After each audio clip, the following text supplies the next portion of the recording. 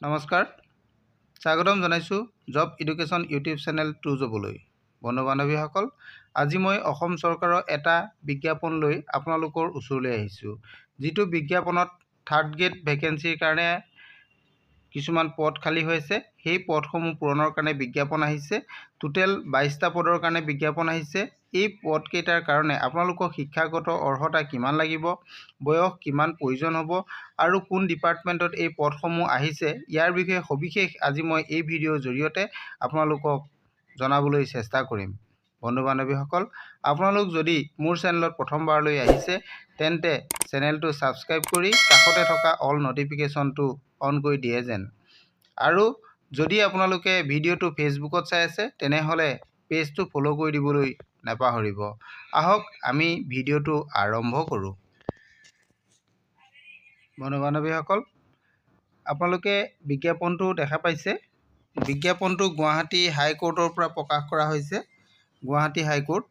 এই বিজ্ঞাপনটো প্ৰকাশ হৈছে 7 ফেব্ৰুৱাৰী তাৰিখে আৰু ইয়াৰ কাৰণে আপোনালোকে যেহেতু অনলাইন আবেদন কৰিব লাগিব এই অনলাইন আবেদনৰ আৰম্ভ হ'ব 17 ফেব্ৰুৱাৰীৰ পৰা অনলাইন আবেদন আৰম্ভ হ'ব আৰু ইয়াৰ লাষ্ট ডেটটো দিয়া হৈছে 3 মাৰ্চ 5 বজালৈকে আবেলি 5 বজালৈকে আপোনালোকে অনলাইন আবেদনটো কৰিব পাৰিব ইয়াৰ কাৰণে আপোনালোকে যেটো অনলাইনত এটা ফিজ পেমেন্ট কৰিব লাগিব সেই ফিজটো আপোনালোকে 5 মাৰ্চৰ ভিতৰত বেংক ট্ৰান্সফাৰ কৰিব লাগিব এইটো কথা ইয়াতে উল্লেখ কৰা আছে আপোনালোকে প্ৰথমতে এই বস্তুটো দেখিলে এতিয়া আমি আহো ইয়াতে পদসমূহ কি ইয়াতে মুঠ পদ আছে আপোনালোকৰ 22টা টোটেল 22 পদ আছে আৰু এই পদ কেইটা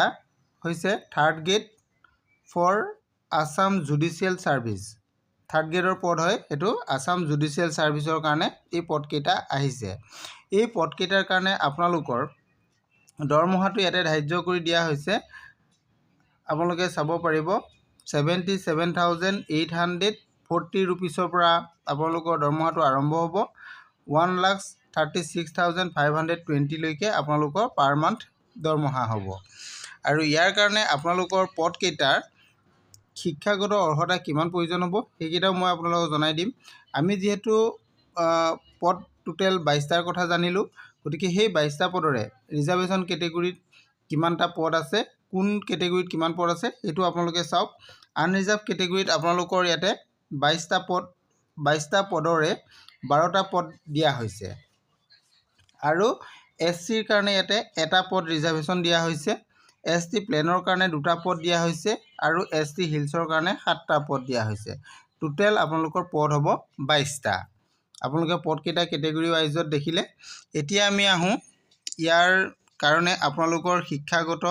অৰ্হতাৰ বিষয়ে আপোনালোকৰ এলিজিবিলিটি হ'বলৈ হলে এই পদ কেইটাৰ কাৰণে আপোনালোকে কি হ'ব লাগিব ইয়াতে লিখিছে ডিগ্ৰী থাকিব লাগিব ইন ল গ্ৰান্টৰ আপোনালোকৰ ডিগ্ৰী থাকিব লাগিব ল গ্ৰান্টৰ by recognized university established by law in India পৰা established আপোনালোকক ডিগ্ৰী লাগিব যদি এটো আছে তেতিয়া হলে আপোনালোকে এপ্লাই কৰিব পাৰিব আৰু আপোনালোকক কোৰ্স কমপ্লিট হোৱাৰ পিছত আপোনালোকৰ এতিয়া বৰ্তমানৰ বয়সটো 43 ইয়াৰ্স লৈকে আপোনালোকে কৰিব পাৰিব ইয়াতে উল্লেখ কৰা আছে আৰু যি সকল শিডিউল কাষ্ট আৰু শিডিউল ট্ৰাইবৰ ক্যান্ডিডেট আছে তেওঁলোকৰ কাৰণে এটো দিয়া হৈছে 38 ইয়াৰ্স লৈকে তেওঁলোকে কৰিব পাৰিব আৰু বাকি আদাৰ ক্যান্ডিডেট সকলে ইয়াতে 38 লৈকে কৰিব পাৰিব অৰ্থাৎ শিডিউল কাষ্ট আৰু শিডিউল ট্ৰাইবৰ ক্যান্ডিডেট সকলৰ কাৰণে 43 ইয়াৰ্স আৰু যি সকল আদাৰ ক্যান্ডিডেট থাকিব তেওঁলোকৰ কাৰণে 38 ইয়াৰ্স এটো ইয়াতে ধাৰ্য কৰি দিয়া হৈছে ইয়াৰ পিছত আপোনালোকে এই পদখিনিৰ কাৰণে আবেদন কৰিবলৈ হলে ইন্ডিয়ান সিটিজেন হ'বই লাগিব এটো মাস্ট বি লাগিবই আৰু ইয়াতে আৰু কি প্ৰয়োজন হ'ব মই আপোনালোকক জনাব বিচাৰিছো ইয়াত আপোনালোকৰ যেটো সিলেকশন প্ৰসেস হ'ব সিলেকশন প্ৰসেসত আপোনালোকৰ তিনটা টাইপ ষ্টেজত হ'ব ফাৰ্স্ট হ'ব আপোনালোকৰ স্ক্ৰিনিং টেষ্ট হ'ব অৰ্থাৎ প্ৰিলিমিনাৰী এক্সাম হ'ব তাৰ পিছত আপোনালোকৰ মেইন ৰিটেন এক্সাম হ'ব আৰু থাৰ্ড আপোনালোকৰ ভাইভা বা ইন্টাৰভিউ হ'ব এই তিনটা পৰ্যায়ত আপোনালোকৰ ইয়াতে সিলেকশন প্ৰসেস হ'ব আপোনালোকে এইটো কথা গম পালে ইয়াৰ পিছত আমি এতিয়া আহো ইয়াৰ বাকিখিনি কথা গুটেখিনি বিজ্ঞাপনটো আপোনালোকে পাই যাব বিজ্ঞাপনটো আপোনালোকে অফিচিয়েল ওয়েবসাইটত গলেও পাব নতুবা আপোনালোকে মোৰ ভিডিও ডেসক্ৰিপচনতো পাব নহলে আপোনালোকে কমেন্ট কৰিব মই আপোনালোকক দিবলৈ চেষ্টা কৰিম ইয়াতে আপোনালোকে গোটেইখিনি কথা চাই ল'ব পাৰিব কোনটো ইণ্টাৰভিউ কেনেধৰণে হ'ব কিমান হ'ব আৰু ইয়াত কেনেধৰণে এপ্লাই কৰিব লাগিব। এপ্লাই কৰিবলৈ হ'লে আপোনালোকে এইটো অফিচিয়েল ৱেবছাইট আছে, ইয়াতে যাব লাগিব। ইয়াতে গৈ আপোনালোকে এপ্লাই অনলাইনত কৰিব পাৰিব আৰু ইয়াৰ কাৰণে আপোনালোকে ইয়াৰ ইনষ্ট্ৰাকশ্যনখিনি দিয়া আছে কেনেধৰণে আপোনালোকে অনলাইন আবেদন কৰিব। ইনষ্ট্ৰাকশ্যনখিনি পঢ়ি লৈ আপোনালোকে ভাল ধৰণে এপ্লাইটো কৰি ল'ব পাৰিব। এতিয়া মই এটা বস্তু আপোনালোকক জনাব বিচাৰিছোঁ, আপোনালোকৰ যিটো এপ্লিকেশ্যন ফিজটো আপোনালোকে কিমাননো পে'মেণ্ট কৰিব লাগিব এইটো কথা চাওক। এপ্লিকেশ্যন ফিজটোৰ কথা লিখিছে SC আৰু ST কেণ্ডিডেটসকলে 500 ৰুপিজ পে'মেণ্ট কৰিব লাগিব আৰু যিসকল PWBD কেণ্ডিডেট আছে অৰ্থাৎ লোক'মটৰ ডিচেবিলিটি এই কেণ্ডিডেটসকলৰ কাৰণে কোনো ধৰণৰ ফিজ পে'মেণ্ট কৰিবলগীয়া নাথাকে আৰু আদাৰ যিসকল কেণ্ডিডেট থাকিব তেওঁলোকে 1000 ৰুপিজ পে'মেণ্ট কৰিব লাগিব। এইটো হৈছে আপোনালোকৰ এপ্লিকেশ্যন ফিজ। এতিয়া আপোনালোকে গোটেইখিনি কথা জানিব পাৰিলেই আৰু যদি কিবা জানিবলগীয়া থাকে তেনেহ'লে আপোনালোকে ইয়াৰ যিটো অফিচিয়েল ৱেবছাইটত গৈ আপোনালোকে বিজ্ঞাপনটো ডাউনলোড কৰি ল'ব পাৰিব। অফিচিয়েল ৱেবছাইটটো এইটো আপোনালোকে চাওক www.gaconline.gov.in এই ৱেবছাইটত যাব,